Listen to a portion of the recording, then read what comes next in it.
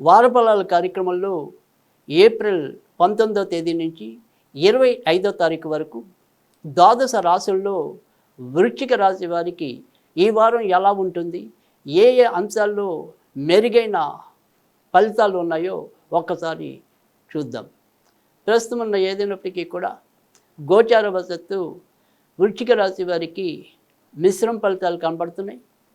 భార్యాభర్తల మధ్య సమన్వయ లోపం అనేది కొంత ఇబ్బంది కలిగించడం అనేది అయితే కనిపిస్తుంది. అయితే 22వ తారీఖు తర్వాత నుంచి క్రమంగా ఇంట్లో ఏదైనా సరే ఆనందపూర్వకమైన వాతావరణం నెలకొంటుంది. అప్పటిదాకా కొంత తర్జన భర్జనలు, వాదోపవాదాలు ఉన్నప్పటికీ కూడా 22వ తారీఖు నుంచి క్రమంగా వారు ఎంచుకున్న విషయాల్లో పురోభివృద్ధి సాధించడం అనేది కూడా కనిపిస్తుంది. సంతానపరమైన విషయాల్లో ఏదో రకమైన ఆశాభంగాలు, మరి అనుకోని ఇబ్బందులు వాటిల్లే పరిస్థితి కూడా కనిపిస్తుంది.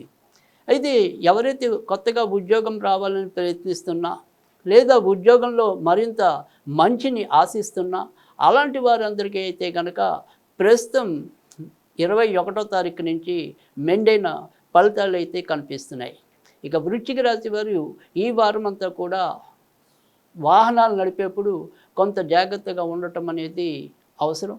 ముఖ్యంగా మరి బుధుడు, కుజుడు, శని కలిసి సంచరించడం వల్ల వృశ్చిక రాశి వారికి అనారోగ్యాలు కానీ, ఏవైనా సరే దెబ్బలు తగిలించుకోవటాలు, గాయాలు, వ్రణాలు ఇలాంటివి ఏవైనా సరే, రక్తానికి సంబంధించినవి ఏవైనా సరే కొంత ఇబ్బంది పెట్టడం అనేది కూడా ఈ వారం ఉంటుంది. అయితే ఎవరైతే విదేశాలకి వెళ్ళాలని ఆకాంక్షిస్తున్నారో వారి ప్రయత్నాలు అయితే మాత్రం సానుకూలమయ్యే పరిస్థితి కనిపించడం లేదు.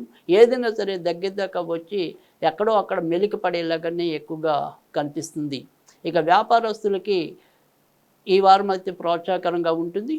ముఖ్యంగా ప్రజా అవసరాలతో ఎవరైనా సరే, అంటే నీటికి సంబంధించినవి కానీ, తిండికి సంబంధించినవి కానీ, ఇలా ప్రజలకి నిత్యావసరాలుగా ఉండి చేసే వ్యాపారాలు ఏవైతే ఉంటాయో అలాంటివి అయితే కనుక ఈ వారం మరింత మంచి జరగడానికి ఉంది. అలాగే ఏదైనా సరే స్త్రీలకు సంబంధించిన ఏదైనా సరే, మరి టైలరింగ్ అనుకోండి, లేదా కాస్మెటిక్స్ అనుకోండి, బ్యూటీ పార్లర్లు అనుకోండి, ఇలా స్త్రీలకు ఉపయోగపడే అంశాలతో వ్యాపారాల్లో ఉన్నవారికి కూడా ఈ వారం చాలా చక్కటి ప్రోత్సాహకరమైన వాతావరణం అయితే కనుక వృశ్చిక రాశి వారికి అయితే ఉంటుంది.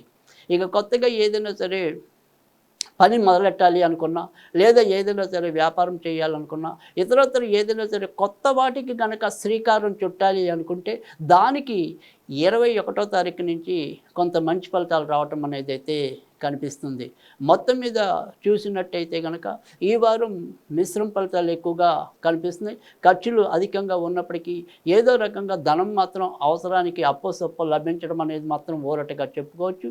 అయితే ఈ వారం మరింత మంచి ఫలితాలు పొందడం కోసం వీరేదైనా సరే ఆంజనేయ స్వామి గుడికి వెళ్ళి మరి 19 ప్రదక్షిణాలు చేసినట్టయితే కనుక చాలా మంచి ఫలితాలు రావడానికి ఉంటుంది. లేదా ఆంజనేయ స్వామికి సింధూరంతో కానీ, తమలపాకులతో కానీ పూజ చేయించినా కూడా మంచి ఫలితాలు ఉంటాయి.